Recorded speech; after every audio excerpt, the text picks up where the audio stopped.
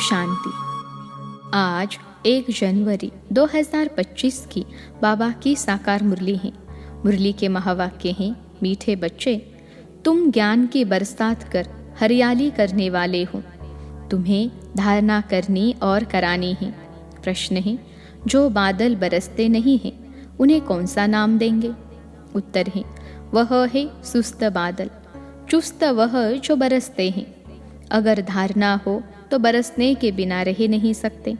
जो धारणा कर दूसरों को नहीं कराते, उनका पेट पीठ से लग जाता है। वह गरीब हैं, प्रजा में चले जाते हैं। दूसरा प्रश्न है, याद की यात्रा में मुख्य मेहनत कौन सी है? उत्तर है, अपने को आत्मा समझ बाप को बिंदु रूप में याद करना। बाप जो है, जैसा है, उसी स्वरूप से यथार्थ याद करना, इसमें ही मेहनत है। गीत है, जो पिया के साथ है। ओम शांति। जैसे सागर के ऊपर बादल हैं तो बादलों का बाप हुआ सागर। जो बादल सागर के साथ हैं उनके लिए ही बरसात है। वह बादल भी पानी भरकर फिर बरसते हैं। तुम भी सागर के पास आते हो भरने के लिए। सागर के बच्चे बादल तो हो ही, जो मीठा पानी खींच लेते हो। अब बादल भी अनेक प्रकार के होते हैं। कोई खूब जोर से बरसते हैं, बाढ़ कर देते हैं। कोई कम बरसते हैं। तुम्हारे में भी ऐसे नंबरवार हैं जो खूब जोर से बरसते हैं। उनका नाम भी गाया जाता है। जैसे वर्षा बहुत होती है तो मनुष्य खुश होते हैं, यह भी ऐसे हैं। जो अच्छा बरसते हैं उनकी महिमा होती है। जो नहीं बरसते हैं उनकी दिल जैसे सुस्त हो जाती है। पेट भरेगा नहीं। पूरी रीति धारणा न होने से पेट जाकर पीठ से लगता है। फैमन होता है तो मनुष्यों का पेट पीठ से लग जाता है। यहाँ भी धारणा कर और धारणा नहीं कराते हैं तो पेट जाकर पीठ से लगेगा। खूब बरसने वाले जाकर राजा रानी बनेंगे और वह गरीबों का पेट पीठ से रहता है। तो बच्चों को धारणा बड़ी अच्छी करनी चाहिए। इसमें भी आत्मा और परमात्मा का ज्ञान कितना सहज है। तुम अब समझते हो, हमारे में आत्मा और परमात्मा दोनों का ज्ञान नहीं था तो पेट पीठ से लग गया ना। मुख्य है ही आत्मा और परमात्मा की बात। मनुष्य आत्मा को ही नहीं जानते हैं तो परमात्मा को कैसे जान सकेंगे? कितने बड़े विद्वान पंडित आदि हैं, कोई भी आत्मा को नहीं जानते। अब तुमको मालूम हुआ है कि आत्मा अविनाशी है। उसमें 84 जन्मों का अविनाशी पार्ट नूंदा हुआ है जो चलता रहता है। आत्मा अविनाशी तो पार्ट भी अविनाशी है। आत्मा कैसा ऑलराउंड पार्ट बजाती है यह किसको पता नहीं है। वह तो आत्मा सो परमात्मा कह देते हैं। तुम बच्चों को आदि से लेकर अंत तक पूरा ज्ञान है। वह तो ड्रामा की आयु ही लाखों वर्ष कह देते। अभी तुमको सारा ज्ञान मिला है। तुम जानते हो, इस बाप के रचे हुए ज्ञान यज्ञ में यह सारी दुनिया स्वाहा होनी है। इसलिए बाप कहते हैं, देह सहित जो कुछ भी है यह सब भूल जाओ, अपने को आत्मा समझो। बाप को और शांति धाम स्वीट होम को याद करो। यह तो है ही दुख धाम। तुम्हारे में भी नंबरवार पुरुषार्थ अनुसार समझा सकते हैं। अभी तुम ज्ञान से तो भरपूर हो। बाकी सारी मेहनत है याद में। जन्म जन्मांतर का देह अभिमान मिटाकर देही अभिमानी बने, इसमें बड़ी मेहनत है। कहना तो बड़ा सहज है, परंतु अपने को आत्मा समझे और बाप को भी बिंदु रूप में याद करे, इसमें मेहनत है। बाप कहते हैं, मैं जो हूँ, जैसा हूँ, ऐसा कोई मुश्किल याद कर सकते हैं। जैसे बाप वैसे बच्चे होते हैं ना। अपने को जाना तो बाप को भी जान जाएंगे।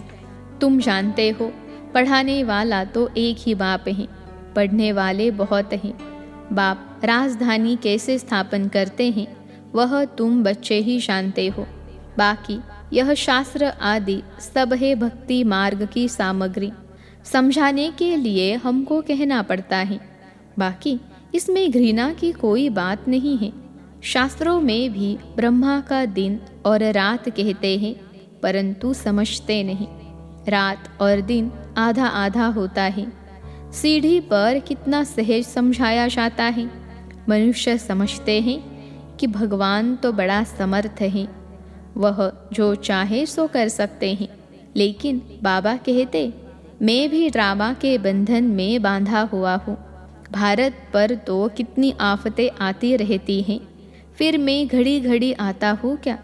मेरे पार्ट की लिमिट है। जब पूरा दुख होता जाता है तब मैं अपने समय पर आता हूँ। 1 सेकेंड का भी फर्क नहीं पड़ता है। ड्रामा में हर एक का एक्यूरेट पार्ट नोंदा हुआ है। यह है हाईएस्ट बाप की रीइंकार्नेशन। फिर नंबरवार सब आते हैं, कम ताकत वाले। तुम बच्चों को अभी बाप से नॉलेज मिली है, जो तुम विश्व के मालिक बनते हो। तुम्हारे में फुल फोर्स की ताकत आती है। पुरुषार्थ कर तुम तमो प्रधान से सतो प्रधान बनते हो। औरों का तो पाठ ही नहीं है। मुख्य है ड्रामा, जिसकी नॉलेज तुमको अभी मिलती है। बाकी तो सब है मटेरियल, क्योंकि वह सब इन आँखों से देखा जाता है। वंडर ऑफ द वर्ल्ड तो बाबा हैं, जो फिर रचते भी स्वर्ग हैं, जिसको हेवन पैराडाइज कहते हैं। उनकी कितनी महिमा है। बाप और बाप के रचना की बड़ी महिमा है। ऊंचते ऊंच है भगवान। ऊंचते ऊंच स्वर्ग की स्थापना बाप कैसे करते हैं, यह कोई भी कुछ भी नहीं जानते हैं। तुम मीठे मीठे बच्चे भी नंबरवार पुरुषार्थ अनुसार जानते हो और उस अनुसार ही पद पाते हो। जिसने पुरुषार्थ किया वह ड्रामा अनुसार ही करते हैं। पुरुषार्थ बिगर तो कुछ भी मिल न सके। कर्म बिगर 1 सेकेंड भी रह नहीं सकते। वह हठ योगी प्राणायाम चढ़ा लेते हैं, जैसे जड़ बन जाते हैं, अंदर पड़े रहते हैं। ऊपर मिट्टी जम जाती है, मिट्टी के ऊपर पानी पड़ने से घास जम जाती है, परंतु इससे कुछ फायदा नहीं। कितना दिन ऐसे बैठे रहेंगे? कर्म तो जरूर करना ही है। कर्म सन्यासी कोई बन न सके। हाँ, सिर्फ खाना आदि नहीं बनाते हैं, इसलिए उनको कर्म सन्यासी कह देते हैं। यह भी उन्हों का ड्रामा में पार्ट है। यह निवृत्ति मार्ग वाले भी नहीं होते तो भारत की क्या हालत हो जाती। भारत नंबर 1 प्योर था। बाप पहले पहले प्योरिटी स्थापन करते हैं, जो फिर आधा कल्प चलती है। बरोबर सतयुग में एक धर्म एक राज्य था, फिर डीटी राज्य अब से फिर से स्थापन हो रहा है। ऐसे अच्छे अच्छे स्लोगन बनाकर मनुष्यों को सुजाग करना चाहिए। फिर से डीटी राज्य भाग्य आकर लो। अभी तुम कितना अच्छी रीति समझते हो। श्री कृष्ण को श्याम सुंदर क्यों कहते हैं, यह भी अभी तुम जानते हो। आजकल तो बहुत ही ऐसे ऐसे नाम रख देते हैं। श्री कृष्ण से कंपटीशन करते हैं। तुम बच्चे जानते हो पतित राजाएं कैसे पावन राजाओं के आगे जाकर माथा टेकते हैं, परंतु जानते थोड़े ही हैं। तुम बच्चे जानते हो जो पूज्य थे वही फिर पुजारी बन जाते हैं। अभी तुम्हारी बुद्धि में सारा चक्र है। यह भी याद रहे तो अवस्था बड़ी अच्छी रहे, परंतु माया सिमरन करने नहीं देती है, भुला देती है। सदैव हर्षित मुख अवस्था रहे तो तुमको देवता कहा जाए। लक्ष्मी नारायण का चित्र देख कितना खुश होते हैं। राधे कृष्ण अथवा राम आदि को देख इतना खुश नहीं होते, क्योंकि श्री कृष्ण के लिए शास्त्रों में हंगामे की बातें लिख दी हैं। यह बाबा बनता भी श्री नारायण है ना। बाबा तो इन लक्ष्मी नारायण के चित्रों को देख खुश होते हैं। बच्चों को भी ऐसे समझना चाहिए। बाकी कितना समय इस पुराने शरीर में होंगे, फिर जाकर प्रिंस बनेंगे। यह एम ऑब्जेक्ट है ना, यह भी सिर्फ तुम जानते हो। खुशी में कितना गदगद होना चाहिए।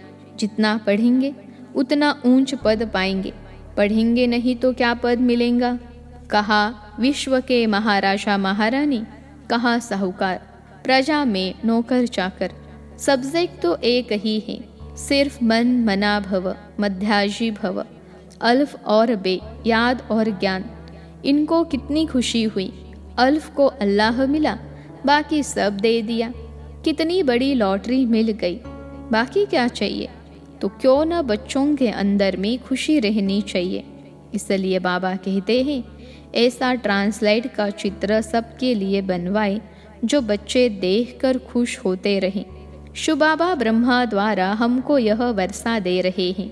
मनुष्य तो कुछ नहीं जानते हैं, बिल्कुल ही तुच्छ बुद्धि है। अभी तुम तुच्छ बुद्धि से स्वच्छ बुद्धि बन रहे हो, सब कुछ जान गए हो और कुछ पढ़ने की दरकार नहीं। इस पढ़ाई से तुमको विश्व की बादशाही मिलती है। इसलिए बाप को नॉलेजफुल कहते हैं। मनुष्य फिर समझते हैं, हर एक की दिल को जानते हैं, परंतु बाप तो नॉलेज देते हैं।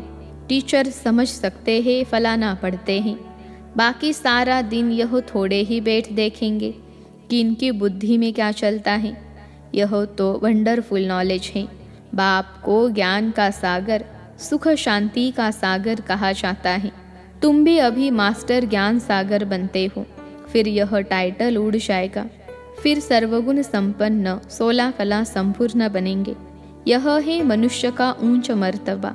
इस समय यह है ईश्वरीय मर्तबा।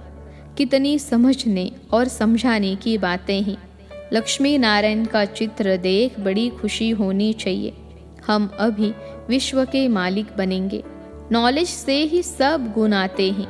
अपना एम ऑब्जेक्ट देखने से ही रिफ्रेशमेंट आती है। इसलिए बाबा कहते हैं, यह लक्ष्मी नारायण का चित्र तो हर एक के पास होना चाहिए। यह चित्र दिल में प्यार बढ़ाता है, दिल में आता है। बस यह मृत्यु लोक में लास्ट जन्म है, फिर हम अमरलोक में यह जाकर बनूंगा। ततत्वम, ऐसे नहीं कि आत्मा सो परमात्मा, नहीं, यह ज्ञान सारा बुद्धि में बैठा हुआ हो। जब भी किसको समझाते हो, बोलो हम सभी भी कोई से भीख नहीं मांगते। प्रजापिता ब्रह्मा के बच्चे तो बहुत हैं। हम अपने ही तन मन धन से सेवा करते हैं। ब्राह्मण अपनी कमाई से ही यज्ञ को चला रहे हैं। शूद्रों के पैसे नहीं लगा सकते। ढेर बच्चे हैं, वह जानते हैं जितना हम तन मन धन से सर्विस करेंगे, सरेंडर होंगे, उतना पद पाएंगे। जानते हैं बाबा ने बीज बोया है तो यह लक्ष्मी नारायण बनते हैं। पैसे यहाँ काम में तो आने नहीं हैं, क्यों न इस कार्य में लगा दे। फिर क्या सरेंडर होने वाले भूख मरते हैं क्या? बहुत संभाल होती रहती हैं। बाबा की कितनी संभाल होती रहती हैं। यह तो शिव बाबा का रथ है ना, सारे वर्ल्ड को हेविन बनाने वाला है। यह हसीन मुसाफिर है। परमपिता परमात्मा तो आकर सबको हसीन बनाते हैं। तुम सावरे से गोरा हसीन बनते हो ना, कितना सलोना साजन है, आकर सबको गोरा बना देते हैं। उन पर तो कुर्बान जाना चाहिए, याद करते रहना चाहिए। जैसे आत्मा को देख नहीं सकते, जान सकते हैं, वैसे परमात्मा को भी जान सकते हैं। देखने में तो आत्मा परमात्मा दोनों एक जैसे बिंदु हैं, बाकी तो सारी नॉलेज है। यह बड़ी समझ की बातें हैं। बच्चों की बुद्धि में यह नोट रहनी चाहिए। बुद्धि में नंबरवार पुरुषार्थ अनुसार धारणा होती है। डॉक्टर लोगों को भी दवाइयाँ याद रहती है ना, ऐसे नहीं कि उस समय बैठ किताब देखेंगे। डॉक्टरी की भी पॉइंट्स होती हैं, बैरिस्टरी की भी पॉइंट्स होती हैं। तुम्हारे पास भी पॉइंट्स हैं, टॉपिक्स हैं जिस पर समझाते हैं। कोई पॉइंट किसको फ़ायदा कर लेती हैं, कोई को किस पॉइंट से तीर लग जाता है। पॉइंट तो बहुत ढेर की ढेर हैं।